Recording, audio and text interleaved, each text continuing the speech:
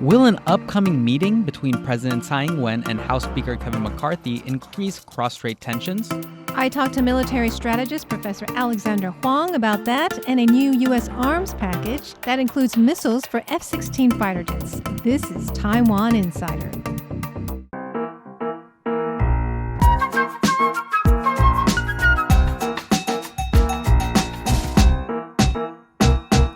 Welcome to the show. Next week, President Tsai Ing-wen will visit diplomatic allies in Latin America and transit in the United States. But many people will be looking at her meeting with U.S. House Speaker Kevin McCarthy in California. That's because China conducted unprecedented live-fire military drills last year after former House Speaker Nancy Pelosi visited the country. Now, I talked with Danjiang University professor Alexander Huang about what he thinks of this upcoming meeting. Some people may say that a meeting in California between President Tsai and House Speaker Kevin McCarthy would prevent him from visiting Taiwan or disrupt the Taiwan's critical security environment. Even with a meeting in California does not guarantee that Speaker McCarthy will never visit Taiwan. So as a senior or veteran watchers of American foreign policy in Asia Pacific, I would always cross my fingers and prepare for the worst. Do you think that Beijing will react to this meeting? It's a pretty high-profile meeting, even though it won't be in Taiwan. China has its own pressure, and they would react, but to what extent? Whether it's more diplomatic reaction or more military reaction on top of the current already tense situation. If there are people thinking that instead of visiting Taiwan, Speaker McCarthy will see President Tsai during her transit in California would be a skillful arrangement between Taipei and Washington. Some others might say it was caused by a strong Chinese warning and a military preparation. So we need to put all the factors into consideration. The best case scenario is that all three sides declare victory and keep peace. What do you think about these high-profile visits? I mean, do you think Speaker of the House, Kevin McCarthy, should visit Taiwan? Do you think that Nancy Pelosi's visit caused unnecessary tension? Or do you think it was a win for Taiwan? What is your opinion about these high-profile visits? The Republic of China now on Taiwan is a sovereign country. We make our foreign policy. We make our friends, based on our national interests. We cannot say no to a friend who are really friendly to Taiwan. We do not turn our friends away.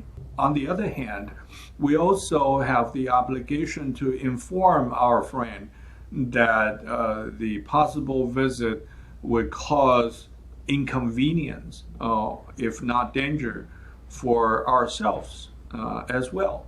So if we claim that the current moment is the best time for US-Taiwan relationship, if we see we are equal to Washington, then we will have a right and a fair chance to discuss all these issues with our friends and interlocutors in Washington and make wise decisions.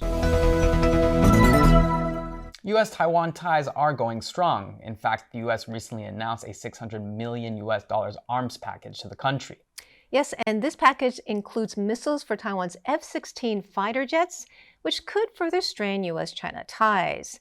Let's take a look at this report from our partners at Voice of America.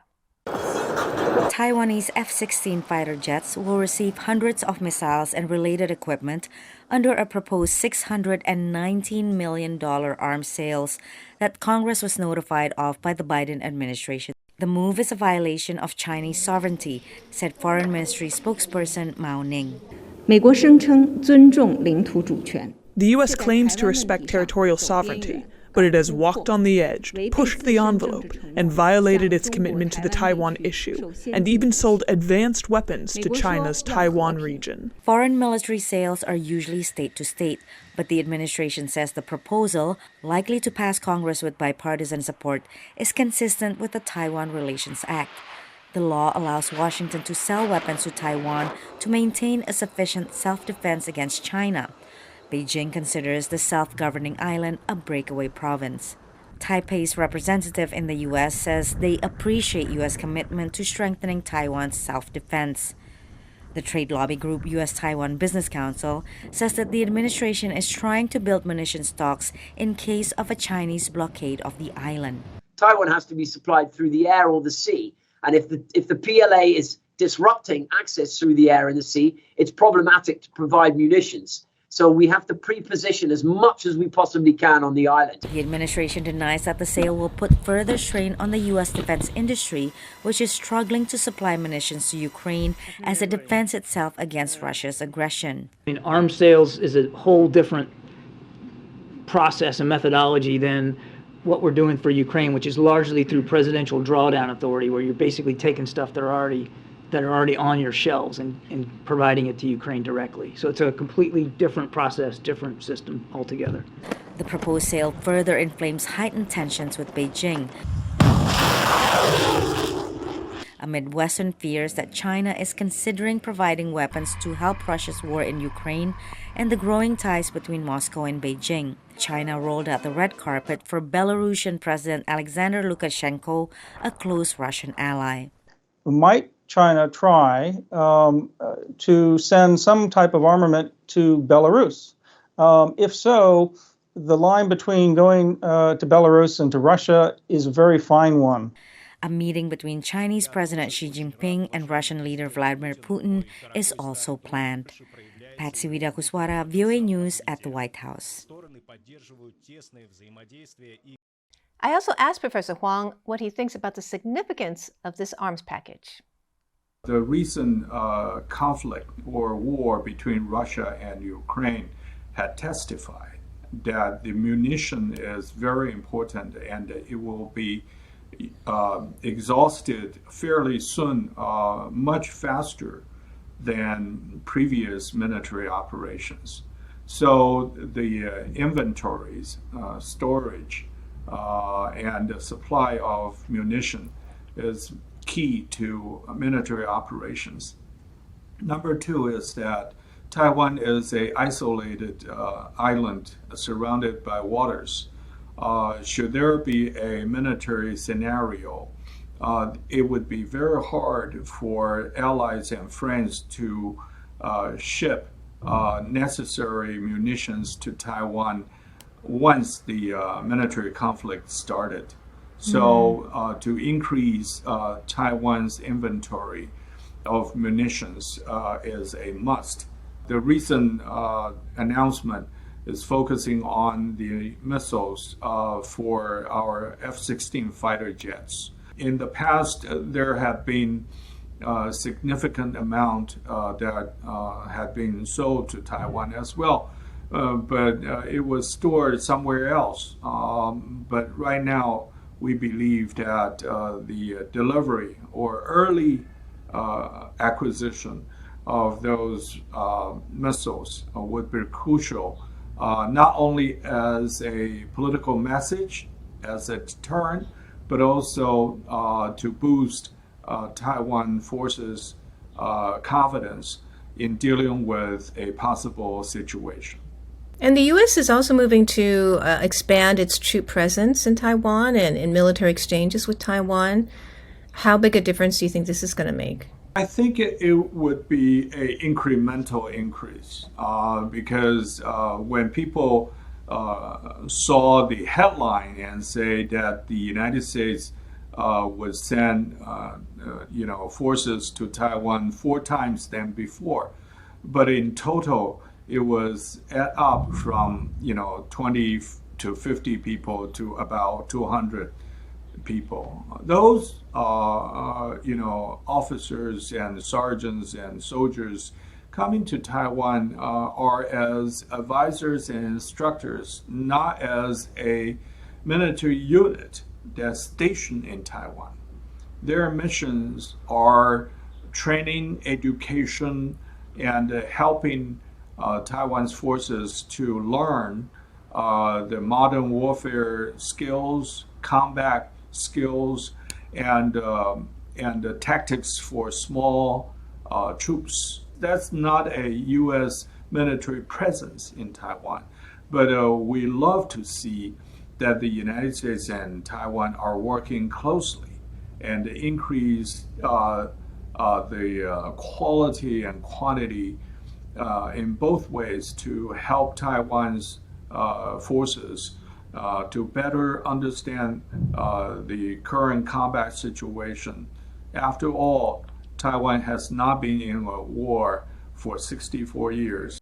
Meanwhile, Taiwan continues to strengthen its own national defense. Let's take a look at some military drills last week in Pingdong. Taiwan's domestically produced IDF jet roars overhead and releases flares to simulate jamming enemy missiles. Soon after, a Bell Kiowa helicopter strikes the side of a mountain with missiles and gunfire. These lethal weapons are taking part in the ongoing Lianyong exercise at the Joint Operations Training Base in Taiwan's southern Pingtung County. Alongside aircraft, artillery units were also seen training at the site. A wide array of self-propelled guns, mortars, howitzers, as well as fighting and amphibious vehicles attracted a lot of attention from local military enthusiasts. One man says he was impressed by the spectacle and by the soldiers' determination to practice under the harsh beating sun. Another says people should eagerly support the armed forces. Parts of the exercise took place on Tuesday night, with flares illuminating targets for guns, mortars, and javelin missiles. Taiwan's armed forces say they maintain a spirit of readiness despite not seeking conflict. Well, Itamar, are you nervous about the Tsai McCarthy meeting? No, and I don't think people are that nervous here either. That's not true. nearly as much as last August. And I think that's mostly because the Tsai administration has made a large effort to actually avoid the kind of escalatory, or what China would perceive as escalatory behavior this time. That's why according to the reporting in the Financial Times, it was actually Tsai Ing-wen and her camp that asked McCarthy to meet in the United States. So, and the other part of it too is I think McCarthy is from the opposition party in the United States. He's not from the same party as the president. I think the Chinese will not see that as much of an affront as they did when Speaker Pelosi came. Mm-hmm. But we are seeing more high-profile meetings in the United States, because in the past it was all done, quietly. Yeah, and I think that's because the new diplomacy model of Taiwan is to actually strengthen its relations with countries that it does not have official diplomatic relations with, especially countries in North America, Australia, and in Europe, and Japan. So I think that's, for example, recently Honduras announced that they were going to seek ties with China, the People's Republic of China.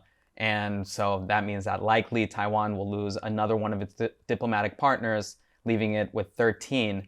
But I don't think it's that much of a problem. And I don't think actually the administration here or people really think about it too much. I don't think it's actually as big news as it was. I remember back in 2017 when Panama, broke off its ties with Taiwan, that I think there was definitely a feeling that it was a much bigger deal, but a lot has changed over the last 6 years. Yeah, there's been a lot of support from Taiwan around the world, from diplomatic countries, and I think that's what we really need the most. So even more than official diplomatic partners. As in, you mean we need Taiwan wants more support from other countries that have a bigger role to play in the international arena, rather than just the ones that officially recognize it. Right, and we are getting that. Mm-hmm. So hopefully more and more as well. So anyway, we'll see how it goes. We just want to let you know what some people are thinking. Thank you for tuning in to Taiwan Insider. I am Natalie Tso. And I'm Itamar Waksman. And do follow us on subscribe below. Yeah, or you can follow us on social media like Twitter or Facebook. We hope to see you next time. Bye.